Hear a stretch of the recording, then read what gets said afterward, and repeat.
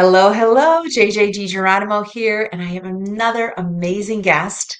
As you know, I bring these conversations together for us to really remind ourselves that we are all on this journey, that many of us have self-doubts, and that many of us toy with fear all too often, that we really don't lean into what is calling us. And I bring these amazing guests to you for you to see that they too struggled with some of the same things, but they have created opportunities and doorways for their gifts to emerge. So I'm really excited you're here again for the Together We Seek podcast. And today we have Coach Diamond Drip with us. Hi, Coach Diamond Drip. How are you? Hey JJ, hey listeners. I am doing fantastic. How are you? I'm so excited to talk about this because I love the idea of a soul's blueprint, but I also love your work. So I hope we have time to get into all of that. Uh, but I love the idea when I first met you when you talked about soul blueprint because I felt like, do we have a soul blueprint? How does that work? Can we change it? Is it, do we only step into half of it? So tell me a little bit about soul blueprint from your perspective. Absolutely. So, when you look at your soul blueprint, it's really something that can give you insight into your gifts, your strengths, and it can give you insight into how your energy flows, how the universe is meant to bring you opportunities for you to engage with that inner wisdom inside of you and assess, like, is this the path for me? Is this not the path for me? Without all of the outside noise that we come accustomed to, especially culturally as human beings on this planet. And so we are born with one soul blueprint, one energetic blueprint. There are opportunities where from time to time, we'll get to tap into different energies that we may not always have access to on a regular basis, but our actual blueprint doesn't change. And it really is helpful in understanding yourself a little bit better. Well, that's reassuring, right? We can't screw it up. It doesn't change. It comes with us. But how do people get into their soul blueprint? I mean, that seems like something so valuable. So what tools do you use? How do you get into a soul's blueprint? Yeah, for sure. So the main tool that I use to help people uncover their soul blueprint is called a body graph chart. And so on my website, people can pull their chart with just a few simple details, and they actually get a feel and have some language for how their energy shows up in the world. How do other people see them? How do they see themselves? What gifts do you have that you're conscious of, that you know that these are how they show up? What gifts do you have that are unconscious, that you don't always have consistent access to? And so that can create some distrust in oneself when they don't have consistent access to certain gifts and they have outside noise crowding them. So it really, with just a few simple details, someone can gain access to their chart and really start experimenting with this new, lesser talked about way of redefining success for yourself, and then tapping into that and realizing that on this material plane. I love that. I was just on a call this morning and a woman was asking me like, Why do you have so much comfort using these tools?" And, I didn't initially, and I definitely didn't talk about it. I just added Lightworker to my LinkedIn profile a year or so ago. I wouldn't normally say that, but there's a whole set of tools out there that we often are not encouraged to utilize. We often are told do the Myers-Briggs or the Strength Finders, which are all really great tools, but there's a whole slew of tools that can really help you hone into your skill sets, your fears, your opportunities, maybe some of your obstacles that you can use as information as you move through life. And it sounds like the body graph is part of that. Absolutely. And there's a certain peace that comes with like that surrender of like knowing. I know a lot of people who, they're like, what do you mean? Like, we all have free will. We can change our path at any time. But it's really kind of assuring, and to have something that you can say, okay, it's mapped out for me. This is what it feels like when things are going right. This is what it feels like when I'm out of alignment and things are going wrong and I need to course correct. And it can be really really empowering to have these tools and to have access to them and to follow them. I couldn't agree more. And really, as I mentioned earlier, these discussions are just to make this more normal because these tools are phenomenal. And I think the body graph is fantastic. The birth chart, you can use numerology, Enneagram. They all kind of run on similar backbones. But I feel like so many of us feel like that's voodoo. So like how did this come forward for you? Where did this really open up for you in your life? Absolutely. I was one of those people who I don't think I used the word voodoo, but I use like woo woo, and a lot of people are familiar with that terminology.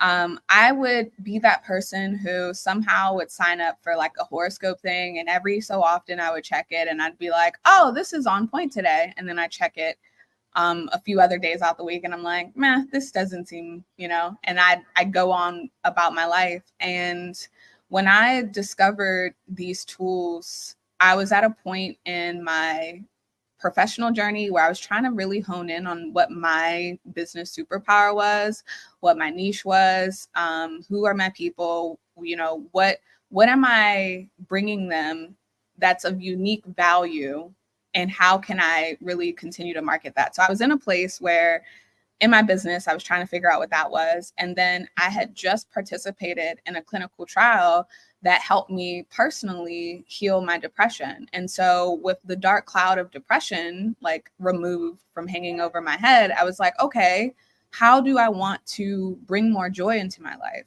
How do I want to bring more happiness into my life and to really prioritize the things that my trip showed me mattered, which are relationships, which are, being in flow and not always being in this hustle grind mentality. And so it was really a pivotal point in both like the professional and business journey when and personal journey when someone asked me, they were like, do you know your energy type? And I was like, I have no idea what you're talking about, actually. The only thing that I knew at that point was everywhere I went, people told me my energy was contagious, it was infectious, and they wanted to be around me just so they could be in my energy. And I was like, oh, that's great. I guess learning, what my energy type is and how my energy shows up could only help me figure out how to better use this to magnetize my people. And so that was the mindset that I went into it with. And the tool that I originally used to figure out what my energy type was, what my soul blueprint is here in this lifetime, it wasn't as detailed as the one that's on my site now. So immediately, one of the traits, one of my gifts kicked in, and that is being this investigator researcher. And so I had these, 4 or 5, set of terms, things that told me things about my personality. And I went to YouTube University. And after, the rabbit hole that is YouTube, when you watch one video, then you watch another video, then you look up another keyword, and then before you know it, it's like 3 hours later, and you're like, oh my gosh, this is amazing. That was really how I came to it, is as it was proposed to me, something in me ignited a response, and I was like, ooh, yeah, actually. And then as I continued to dive deeper, that response just kept happening, like, ooh, this is me. Ooh, this is nice. Ooh, this is insightful. So yeah. That's beautiful. That's beautiful. And did you have a full-time job at the time when all this was happening? Or how did you do this off the side of your desk? Or how did you sort of make room for this new discovery? Yeah, so I've been an entrepreneur for 4 years now, and I discovered these tools like a year and a half ago. So I was at a point where I could create space to really dive into these things. Granted, I was in a business coaching program that did take up a lot of my time. So it really was up to me to be intentional about how I was going to carve out, more time to take courses, to get certified in some of these things. But um, when you have that inner spark just like driving you, that inner like will to, you find time, you make time. I love that. I love that. And I know when I was shifting, I've been in the corporate world for a long time, and in 16, I just kind of came to a okay, now what moment, but it was obviously more intense than that. That I started really turning to other tools to kind of learn about who I am and why I was on the planet. And I didn't have a lot of people to talk to it about because at the time my network was very corporate facing. My friends didn't really do woo as much. And so I found myself sort of doing it in my office, but not really talking about it like I do now, in fear that people might think I kind of was falling off the deep end, or that I don't know, that couldn't be, that even like my keynotes, they wouldn't take me as seriously. So, when people are shifting like that, like you've shifted and I've shifted, it's inevitable we have these self-doubts. So, how did you work through the self-doubts, and how do you guide your clients to work through the self-doubts? Yeah. So for the first part of that question, I will say I was in a similar position. I had already finished with my corporate side back when I was a general manager of a gym. And that was what prompted me into entrepreneurship when I no longer was the manager of that location. And when I was in the business coaching space, I was talking about like systems and AI to help save you time and just all of these very like masculine, very like boom, boom, boom, proven frameworks kind of thing. And I joined networking groups where I knew that kind of messaging would really resonate. And so when I made the pivot in my business to move into more intuitive things, move into these tools and really start showing people the root of the problem versus just giving solutions to help with the symptoms of whatever it was.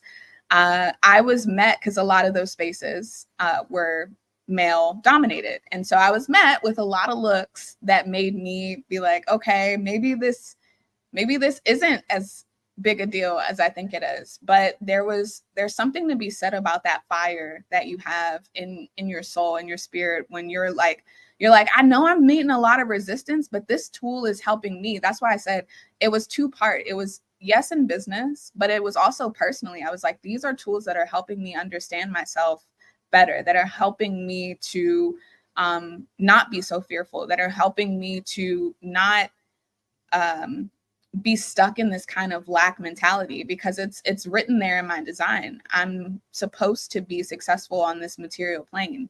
And so it was one of those things where it was like, okay, I know I'm getting these looks. I know I'm getting doubt from the outside, but I don't doubt it. So I'm going to keep going. And according to these systems, like, especially at the time I was like diving deeper into law of attraction, I was like, if I just keep doing it, then more people who actually want my thing that I am gung-ho about, they'll show up. And so now I rarely do like just virtual coffee chat one-to-ones. If I'm doing a one-to-one, it's usually for a podcast of some sort. And that was my opportunity when I was doing the one-to-ones to like have small little winks that would show me that I was on the right path. Because as I was getting to know people, if I felt like there was like an energetic match, I just dropped like human design. And they'd be like, oh, you do human design. And I'm like, oh, you know what it is? Oh my gosh, I'm not, right? I'm not crazy. I know I'm not crazy because there's lots of YouTube videos about it. But like another person in real life that I'm talking to right now knows about it and they're using it to be successful. So that was kind of how it went for me. It was just having the faith that people would continue to be put in my path for me to know that this is the right direction. And then for my clients, a lot of them, they come to me with their head is full of outside noise, because a lot of them, they're speakers, they're coaches, they're authors, they're people who have influence. And when you are building a business and your influence is at the forefront, there's so many people on the outside trying to tell you how to build a successful business with your influence at the forefront. I actually had a conversation with Claude the other day, and I was like, what are all the things that they say make you successful as a coach? And it was like 100 things. And it was like, no wonder people feel overwhelmed. And so when it comes to my clients and those doubts, this is why we start with them knowing who they are first. So where I used to do it, you come in with your problems, you're like, I'm not getting engagement on social media. I feel like, I'm chasing down sticky notes because I don't have a system in place, like whatever it was like, okay, you believe that this is your problem, so let's jump in and fix it. And along the way, we would do human design. That was how I, kind of did it at the beginning, because I wasn't sure how to really merge the two. But now we do the exact opposite. I'm like, I know that you're saying that, your messaging is not resonating. I know you're saying you want more engagement. I know you're saying you want to try these tools in your business. However, let's take a beat. Let's get to know who you are. Let's get to know how your energy flows. Let's get to know your strengths so that we can bring those out into your business. And then we can talk about all those other things to complement what's already being brought into your business. So when we start with them first, and they're able to develop that confidence in themselves, because a lot of the times when we're going through things and we're talking about like their past life experiences and how they've used their gifts in the past, like they know that these things are happening. They just don't have the language to validate or to confirm, like, you're designed this way. Like, there's nothing wrong with you. And so it's that confidence of really diving into their blueprint and then bringing that into their business.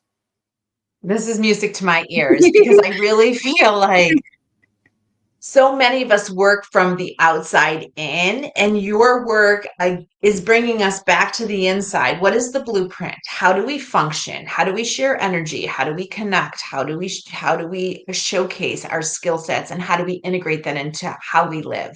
And I think for many of us, we do not learn to like work from the inside out until we're forced to. And I feel like getting ahead of this for anyone's listening is a great gift you can give yourself, because don't get to where we got, where we're like, oh my gosh, this is not working. I need a change. Some of us have like a little breakdown, or we just have things happening in our life that really kicks us in the direction we need to go, because are not aware of where we're supposed to be flowing. Exactly. Yeah. So powerful. So powerful. And I love the fact that you are illuminating the path for light workers and healers, because the planet is ready for this. They're ready for us to lean into each other's gifts so that we can collaborate, inspire, and activate. And so, do you want to talk a little bit about that?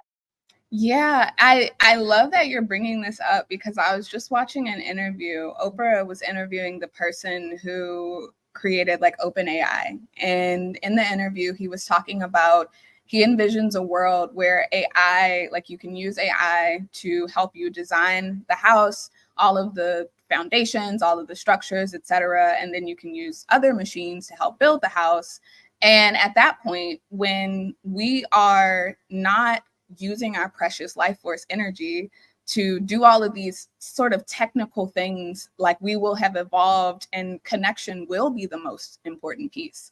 Being able to tap into your energy, being able to be in flow, being able to choose joy over comparison, to choose joy over like these ways that keep us stuck in our own patterns. Like that's like you're exactly like 100% predicting the future of like these light workers are so needed. And so that was really an aha moment for me, because there are times still where I'll be in a room full of business owners and they think that their biggest problem is, that they're not getting enough engagement on social media. And I'm like, no, it's deeper than that. It's so much more than just not having the right systems or not having, the right marketing strategy for how to get yourself out there. Like it goes so much deeper. And so when we as light beings can get people to embrace their own awesomeness, because everyone has awesomeness in them, they just don't always believe that it's there all the time. And so when we can really step into that, like that's the important work, not the. And so I was in think it was a panel discussion, and they were talking about just how like AI is being used in higher education and they're trying to get like a hold on it. And it's really interesting to see how we're going to like pivot and change over the years as AI is being used for more of like the stuff that we used to really rely on our minds for, and like getting out of those kind of patterns and really being able to be in self. Like at the end of the day, our soul came here to experience itself. It came down here to experience a little bit of separation and to have these different experiences as a human. I couldn't agree more. I use AI quite a bit and it frees up so much time for me. And it really kind of like drills into the nut, right? Like, what am I really trying to say here? I put in a ton of bullet points. Can I say it better? What am I trying to say to see if I'm hitting the mark? And even my friends using AI to assess like how they do videos and which ones really resonate and using the data to make sure that they're communicating in a way that's resonating. And so I agree. There's so many things we can do so that we can really create a pathway for us to shine as bright as possible and not drown ourselves in all of the tasks necessary to do this type of work. Exactly. Yes. So powerful. So, as we're wrapping up here, all of your links are below. So, for any of you that are interested in your blueprint or feel like they could really use Diamond's help in really aligning your work and your impact that starts from within, please reach out to her. But is there anything that you want to part with or share with the audience before we leave?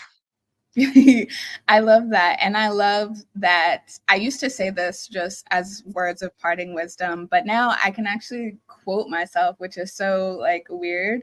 I just had a book that launched in September. And so I lead with this quote at the front, which is, "The limit does not exist, but fear and self-doubt will make you believe that it does." Please stop letting your beliefs hold you back from the potential, the awesomeness, the just powerfulness. Like I can't express the awesomeness that is in every single human being on this planet. And we just need to stop holding ourselves back and like shying away from it. Like, oh, someone's going to judge me for it. Like, no, shine your light. As you said, shine your light. Stop letting fear and self-doubt hold you back. So, the limit does not exist, but self doubt and fear will make you believe it does. Yes.